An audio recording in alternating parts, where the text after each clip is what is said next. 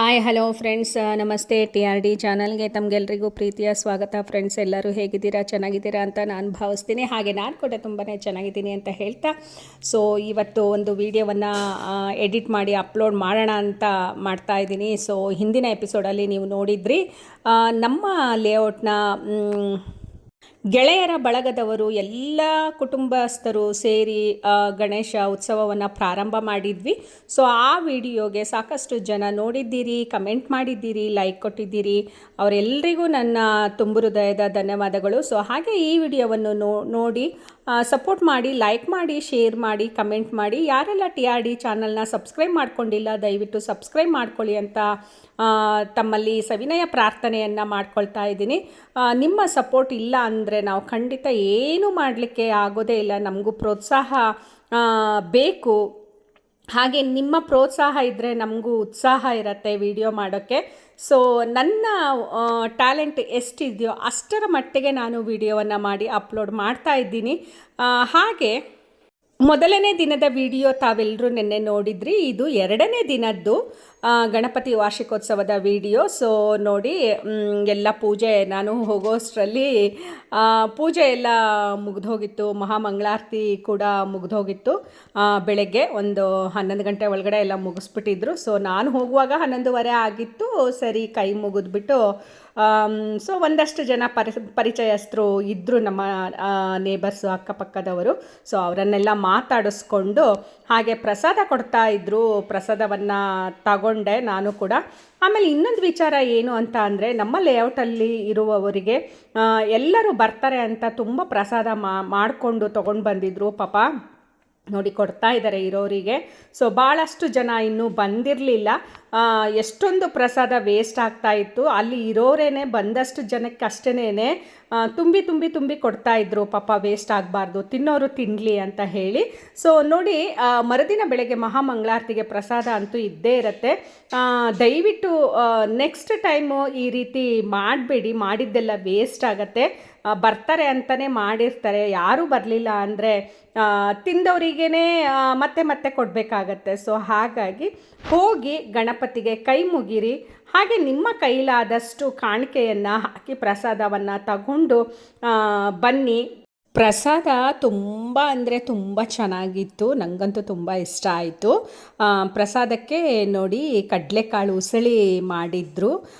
ಎಷ್ಟು ಚೆನ್ನಾಗಿದೆ ಕಲ್ಲರು, ಮತ್ತು ತಿನ್ನೋಕ್ಕೂ ಅಷ್ಟೇ ರುಚಿಯಾಗಿತ್ತು. ಇದು ಸ್ವೀಟ್ ಅವಲಕ್ಕಿ, ಇದು ಪುಳಿಯೋಗರೆ ಮಾಡಿದರು.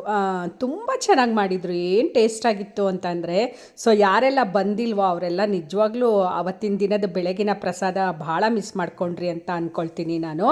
ಅಷ್ಟು ಟೇಸ್ಟಿಯಾಗಿತ್ತು.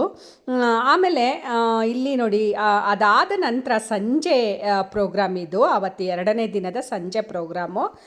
ರಂಗೋಲಿ ಸ್ಪರ್ಧೆ ಇತ್ತು. ನಮ್ಮ ಎಲ್ಲ ಅಕ್ಕ ತಂಗಿಯರಿಗೂ ರಂಗೋಲಿ ಸ್ಪರ್ಧೆ ಇತ್ತು. ಯಾರಿಗೆಲ್ಲ ರಂಗೋಲಿ ಹಾಕೋಕ್ಕೆ ಇಂಟ್ರೆಸ್ಟ್ ಇದೆ ಅವರು ಭಾಗವಹಿಸ್ಬೋದಾಗಿತ್ತು. ಸೊ ಅವರು ಯಾರ್ಯಾರಿಗೆ ರಂಗೋಲಿ ಬರುತ್ತೆ ಹಾಕಲಿಕ್ಕೆ, ಚೆನ್ನಾಗಿ ಹಾಕ್ಲಿಕ್ಕೆ ಬರುತ್ತೆ, ಮತ್ತು ಯಾರಿಗೆ ಇಂಟ್ರೆಸ್ಟ್ ಇದೆ ಅವರೆಲ್ಲ ಭಾಗವಹಿಸಿದ್ರು. ನೋಡಿ, ಒಬ್ಬೊಬ್ಬರಾಗಿ ರಂಗೋಲಿಯನ್ನು ಹಾಕ್ತಾ ಇದ್ದಾರೆ. ಒಬ್ಬೊಬ್ಬರು ಒಂದೊಂದು ಥರ ರಂಗೋಲಿಯನ್ನು ಹಾಕ್ತಾಯಿದ್ರು. ನೋಡೋಕ್ಕೆ ತುಂಬ ಖುಷಿಯಾಗಿತ್ತು. ಚೆನ್ನಾಗಿತ್ತು ರಂಗೋಲಿ. ಇನ್ನೂ ಫಿನಿಶ್ ಆಗಿರಲಿಲ್ಲ. ಇನ್ನು ಎಲ್ಲ ಎಳೆ ಹಾಕಿ ಕಲರು ಫಿಲ್ ಮಾಡೋದ್ರಲ್ಲೇ ಇದ್ದರು ಇನ್ನೂ ಕೂಡ. ಸೊ ಇಂತಿಷ್ಟು ಟೈಮು ಅಂತ ಕೊಟ್ಟಿದ್ದರು. ಅಷ್ಟು ಟೈಮು ಒಳಗಡೆ ಫುಲ್ಲು ಮುಗಿಸ್ಬೇಕಾಗಿತ್ತು ರಂಗೋಲಿಯನ್ನು. ಸೊ ಹಾಗಾಗಿ ಎಲ್ಲರೂ ರಂಗೋಲಿ ಹಾಕೋದ್ರಲ್ಲಿ ತುಂಬಾ ಬ್ಯುಸಿಯಾಗಿದ್ದಾರೆ. ಸೊ ಅದೇ ಹೇಳಿದ್ನಲ್ಲ, ಗಣಪತಿ ಹಬ್ಬ ಅಂತ ಅಂದರೆ 3 ದಿನ ನಾವು ಈ ರೀತಿ ಎಲ್ಲ ಕಾರ್ಯಕ್ರಮಗಳನ್ನು ಹಮ್ಮಿಕೊಂಡು ಹೇಗೆ ಕಳಿತೀವಿ 3 ದಿನ ಅಂತಲೇ ಗೊತ್ತಾಗೋದಿಲ್ಲ. ತುಂಬ ಖುಷಿಯಾಗತ್ತೆ. ಆದರೆ ಗಣಪತಿ ಹೋಗೋ ದಿನ ನಿಜವಾಗ್ಲೂ ತುಂಬ ಬೇಜಾರಾಗತ್ತೆ. ಮತ್ತು ಈ ಖುಷಿಗೆ ನಾವು ಇನ್ನೂ 1 ವರ್ಷದವರೆಗೂ ಕಾಯಬೇಕು. ಸೊ ಹಾಗಾಗಿ ಅಲ್ಲಿವರೆಗೂ ಇದನ್ನೇ ನಾವು ಮೆಲ್ಕು ಹಾಕ್ಕೊಂಡು ಇರೋಣ. ನೋಡಿ, ಇವರು ಒಂದು ರಂಗೋಲಿ ಹಾಕ್ತಾ ಇದ್ದಾರೆ. ನಮಗೆ ಈ ರಂಗೋಲಿ ಹಾಕೋರಲ್ಲಿ ಒಂದಷ್ಟು ಜನ ಮಾತ್ರ ಗೊತ್ತಿದ್ದರು, ಇನ್ನೊಂದಷ್ಟು ಜನ ಗೊತ್ತಿರಲಿಲ್ಲ. ಸೊ ಇವರು ರೇಖಾ ಅಂತ ಹೇಳಿ ಅವರ ಹೆಸರು. ಸೊ ಇವರು ಒಂದು ಗಣಪತಿ ರಂಗೋಲಿಯನ್ನು ಹಾಕ್ತಾಯಿದ್ರು.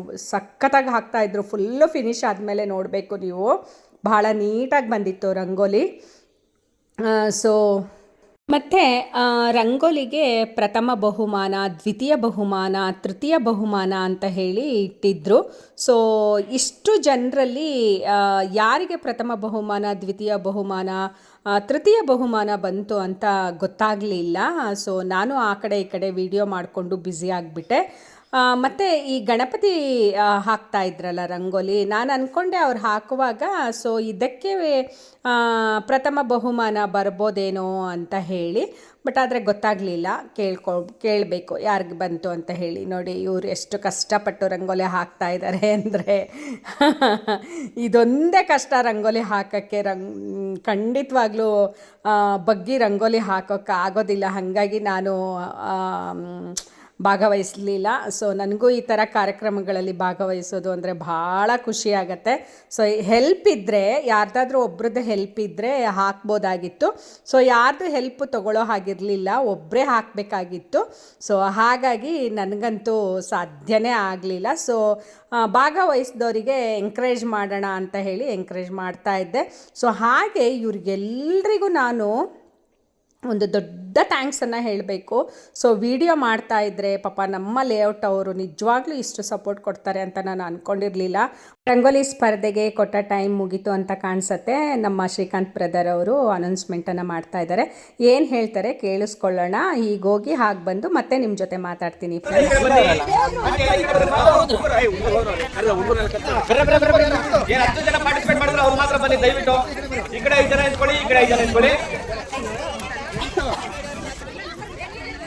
ನೋಡಿ, ಈಗ ಈ ಒಂದು ಸ್ಪರ್ಧೆಯಲ್ಲಿ ನೀವು 10 ಜನ ಭಾಗವಹಿಸಿದ್ದೀರಾ.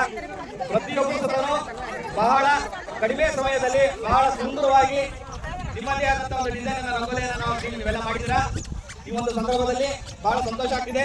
ಈಗ ನೀವು ಏನು ಗ್ರೂಪ್ ಅಲ್ಲಿ 10 ಜನ ಪಾರ್ಟಿಸಿಪೇಟ್ ಮಾಡ್ತಿದ್ದೀರಲ್ಲ, ನಿಮಗೆಲ್ಲರೂ ಸಹ ಒಂದು ಕ್ಲಾಸ್ ಕೊಡಬೇಕು.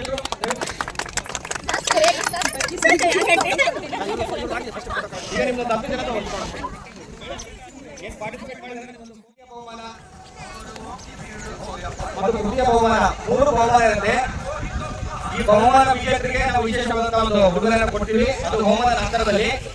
ಇದಾದ ನಂತರ ಏನು ಮೊದಲ ಬಹುಮಾನ, ಎರಡನೇ ಬಹುಮಾನ ಮತ್ತು ಮೂರನೇ ಬಹುಮಾನ ಇದೆ, ಇವರು 3 ಜನ ಹೊರತಾಗಿ ಮತ್ತಾರು ಮಿಕ್ಕಿದವರು ಇರಲ್ಲ, ಒಂದು ನಾವು ಒಂದು ಡಿಪ್ ಇದು ಮಾಡ್ತೀವಿ, ಒಂದು ನೇಮ್ ಅನ್ನ ಇದು ಮಾಡ್ತೀವಿ. ಅದರಲ್ಲಿ ಯಾರು ಲಕ್ಕಿ ಡಿಪ್ ಮಾಡ್ತೀವಿ. ಫಸ್ಟ್ ಸೆಕೆಂಡ್ ಥರ್ಡ್ ಕಾಂಪಿಟೇಷನ್ ಬಂದಿರೋರು ಬಿಟ್ಟು ಮಿಕ್ಕಿದವ್ರ ನೇಮ್ ಅನ್ನೆಲ್ಲ ಒಂದು ಲಕ್ಕಿ ಡಿಪ್ ಮಾಡ್ತೀವಿ.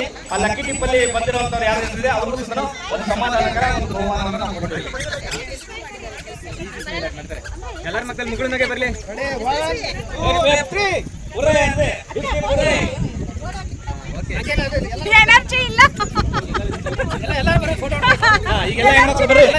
ಯಾರು ಪ್ರೋತ್ಸಾಹ ಮಾಡಿದ್ರು ಹಿಂದೆ ನಿಂತ್ಕೊಂಡೆ ನಮಗೆಲ್ಲ ಯಾರು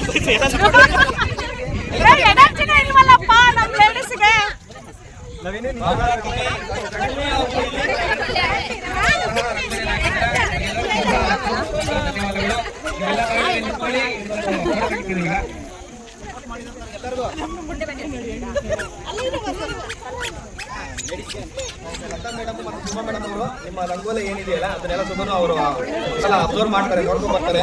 ಆ ನಂತರದಲ್ಲಿ ಅವರು ಒಂದು 10 ಮಾರ್ಕ್ಸ್ ನೀವು ಕೊಡಬೇಕಾಗುತ್ತೆ. ಎಲ್ಲ ಒಂದು ಇದಕ್ಕೂ ಸುತ್ತಲೂ ತಾವು 10 ಮಾರ್ಕ್ಸ್ ಕೊಡಬೇಕು. ಫಸ್ಟ್ ಅವ್ರು ಹೋಗಿ ಜಾಗದಲ್ಲಿ ನೀವು ಅವಶ್ಯಕತೆ ಇಲ್ಲ, ನೀವು ಸಪ್ರೇಟ್ ಹೋಗಿ ಅವ್ರು ಸಪ್ರೇಟ್ ಬರಲಿ. ನೀವು ನೋಡ್ಕೊಂಡು ಬಂದು ನೀವೇನು ನಮಗೆ ಕೊಡ್ತಿರಲ್ಲ ನಂಬರ್ 1 2 3ಗೆ ಎಷ್ಟು ನಂಬರ್ ಕೊಡ್ತಿರಲ್ಲ ಅದು ಟೋಟಲ್ ನಂಬರ್ ಮಾಡಿದ್ರೆ ಒಂದು ಫೈನಲ್ ಕನ್ಕ್ಲೂಷನ್ ಆಗಿ 1 ಸೆಕೆಂಡ್ ಅಂತ ಮಾಡ್ತೀವಿ. ಯಾಕಂದ್ರೆ ಇವ್ರು ಯಾರು ಬರ್ತಾ ಇಲ್ಲ. ಸೊ ರಿಯಲ್ಗಳು ಬರೋದು ತುಂಬಾ ಲೇಟ್ ಆಗುತ್ತೆ, ಬಹಳಷ್ಟು ಸಮಯ ಆಗುತ್ತೆ. ಸೊ ಹಾಗಾಗಿ ಈಗ ಇದು ಮಾಡ್ತಾ ಇದ್ದೀವಿ.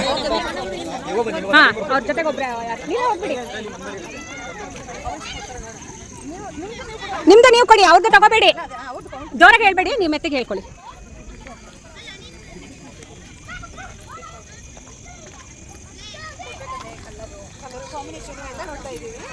ಎಳೆ ಎಳೆ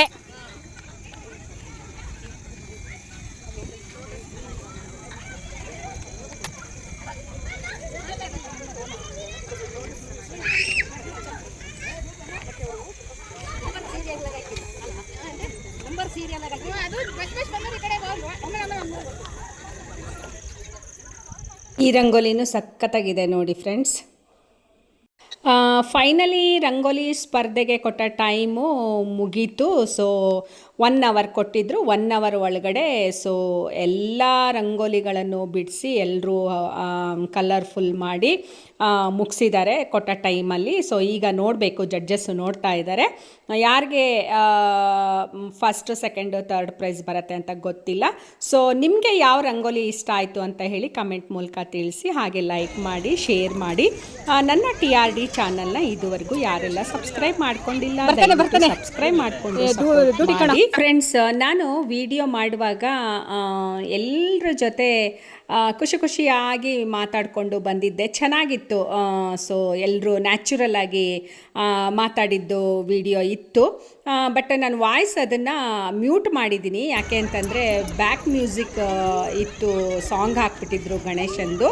ಸೊ ಅದು ಕಾಪಿರೈಟ್ ಬರುತ್ತೆ, ಇಲ್ಲ ಅಂತಂದರೆ ಕಾಪಿ ಸ್ಟ್ರೈಕ್ ಬಂದುಬಿಡತ್ತೆ.